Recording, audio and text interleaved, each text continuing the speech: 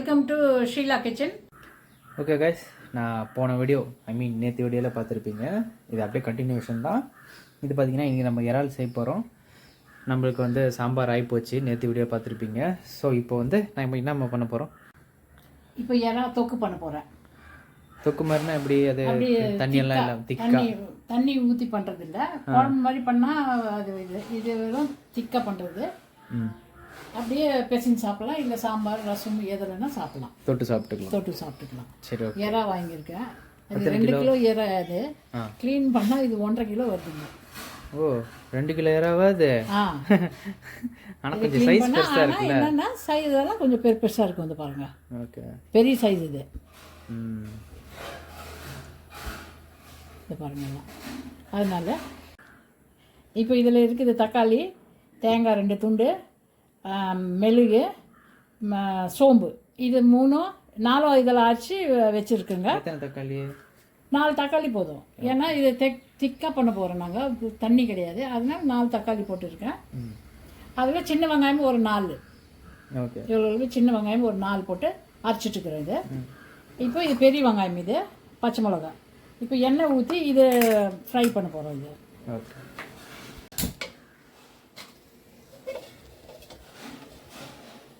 இப்போ கடாய் வச்சாச்சுங்க. எண்ணெய் சூடாகட்டுங்க. எண்ணெய் சூடாகிடுச்சு பாருங்கள். கொஞ்சோண்டு சோம்பு போட்டுக்கலாம். இதில் இலை, பிரியாணி இலை 2-3 ஏலக்காய், பட்டை ஒரு 3, இது இது லவங்கம்மா. தள்ளிப்போ. நான் தூரமாக தான் நம்ம ஜூம் பண்ணி வச்சுக்கிறேன். இப்போ வெங்காயம் போடுறேங்க. போட்டாச்சா?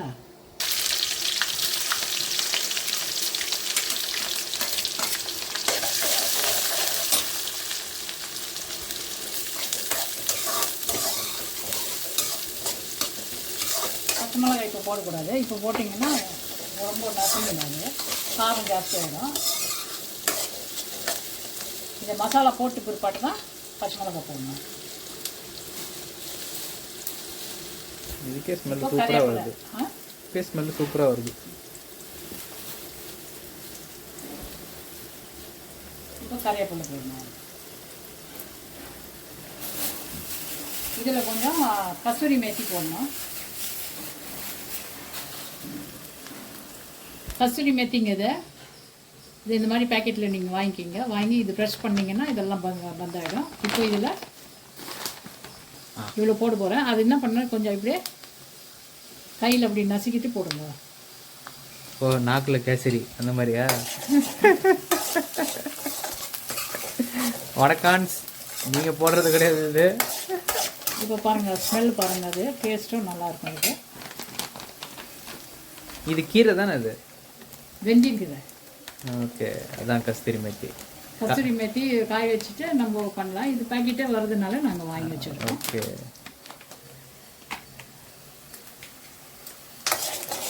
அது தமிழில் வெந்தயக்கீரை. அது காய வச்சு ஸ்மெல் பாருங்கள்.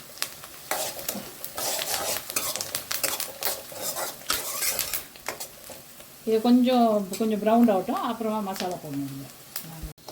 அது பாருங்கள், ஃப்ரை ஆகிடுச்சு பாருங்கள். இதை இப்போ இதில் கொஞ்சம் மஞ்சள்தூள்,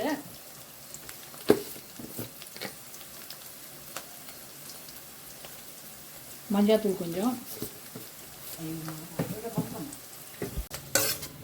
இப்போ பாருங்கள், மஞ்சள்தூள் போட்டேங்க. இப்போ மிளகாத்தூள் நீங்கள் போடணும். வெறும் மிளகா இதுங்க, 1.5 டீஸ்பூன் போடுங்க. ஏன்னா காரம் அதிகமாகுது இது.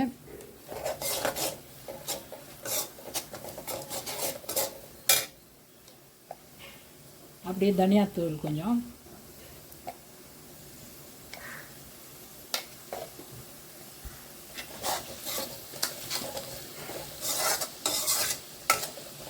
அதை போட்டுங்க. அரைச்சி வச்ச மசாலா, தக்காளி, வெங்காயம், கொஞ்சம் வெங்காயம், மிளகு, அப்புறம் சோம்பு.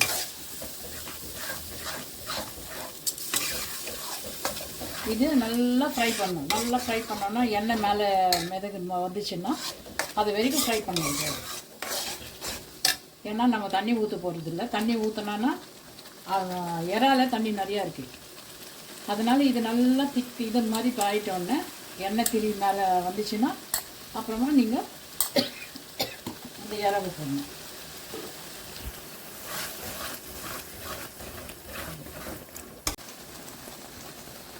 உப்பு போடணுங்க.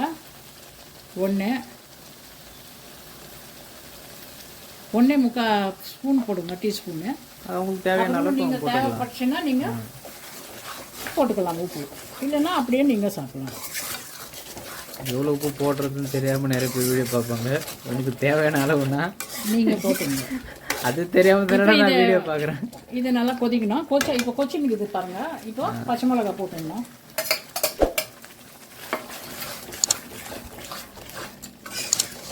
இப்போ பச்சை மிளகா போட்டாச்சுங்க. இது ஸ்லோவில் வச்சு கொதிக்க வைக்கணுங்க. இதை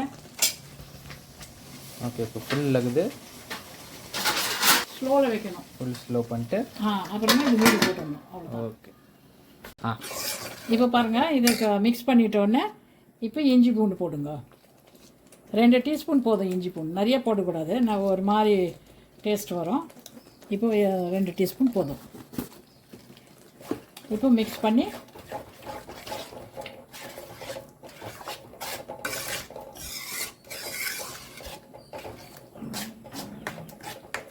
இப்போ ஸ்லோவில் வச்சுக்கிறதால அதை ஸ்லோவில் அது கொதிக்கிட்டோங்க. அது இப்போ பாருங்கள்,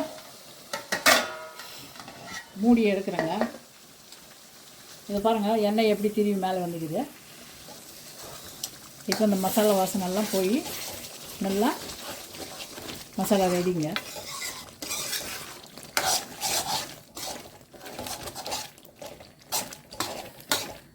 இப்போ இதில் நீங்கள் எறா போட்டுடணும். எறா போடணுங்க.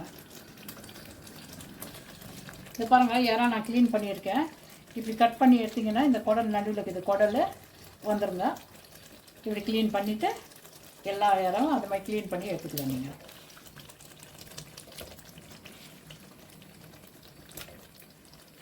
இதில் தண்ணி விடுங்க. இதில் இந்த எறா எப்பவுமே எப்படி பண்ணால் கூட தண்ணி விடும். அதனால் தண்ணி போடக்கூடாது. நீங்கள்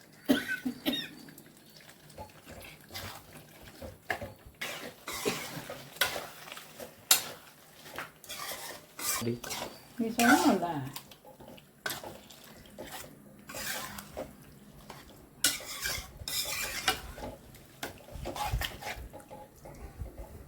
அவ்வளோதாங்க. இதை இப்போ ஃபுல்லாக வைக்கணும். ஃப்ளேம் ஃபுல்லாக வச்சிங்கன்னா அது கொஞ்சம் நேரம் கொதிக்குங்க. இது நல்லா. ஆனால் இது கொதிக்கிறது 15 நிமிஷம் 20 நிமிஷம், அதுக்கு மேலே கொதிக்க வைக்கக்கூடாது. இது இல்லைன்னா ரப்பர் மாதிரி ஆகிடும். இது அதிகமாக கொதிக்க வச்சிங்கன்னா. ஓகே. மூடி போட்டுருந்தோமா? இப்போ மூடி போட்டுடணும். ஒரு 4 நிமிஷம் இதை போதும். இப்போ பாருங்கள், கொச்சின் இருக்குங்க. கொச்சின்னா 5 நிமிஷம் ஆயிடுச்சுங்க. இது பாருங்கள், சுத்தமாக ஒரு சொட்டு கூட தண்ணி கிடையாது, ஊற்றலைங்க இதில். இப்போ 5 நிமிஷம் ஆச்சு. இன்னும் 1/4 மணி நேரம் ஆகணுங்க. இதை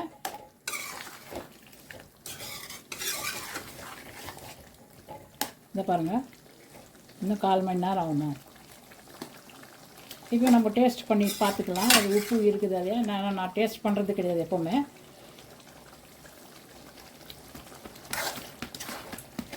உப்பு தேவைப்படுங்க.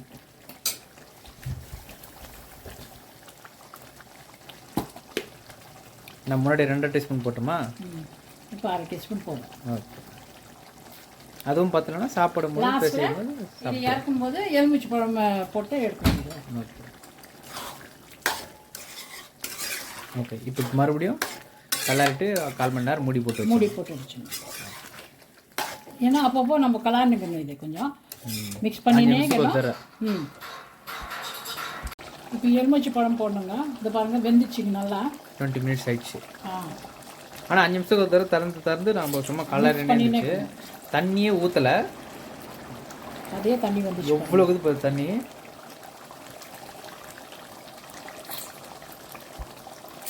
ஒரு எலுமிச்சை பழம் போதும்.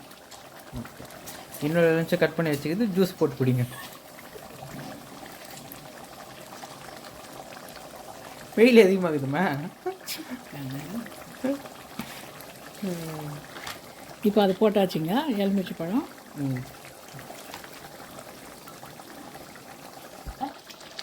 இப்போ லாஸ்ட்டு இது கொத்தமல்லி போட்டு இறக்கிட வேண்டியதான்.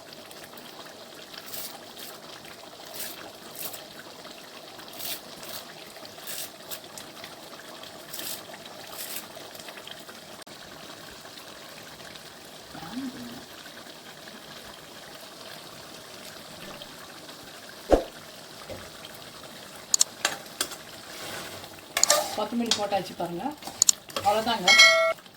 ஒரு கலர் கலரிட்டு பந்த் பண்ணிட்டு வேண்டியதுதான். அவ்வளோதான், எறா தொக்கு ரெடி. ஆமாம்,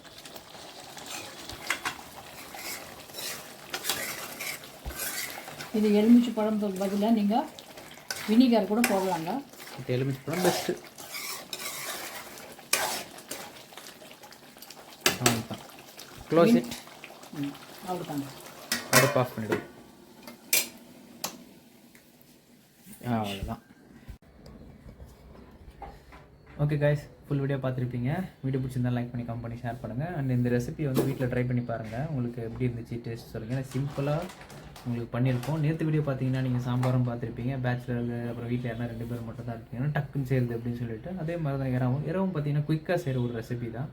ஸோ இந்த வீடியோ பிடிச்சிருந்தா லைக் பண்ணி கமெண்ட் பண்ணி ஷேர் பண்ணிவிடுங்க. அண்ட் அப்புறமா நம்மளோட பழைய வீடியோஸ் எல்லாம் யாரும் புதுசாக சேனல் வந்தீங்க அதுவும் செக்அவுட் பண்ணி பாருங்கள்.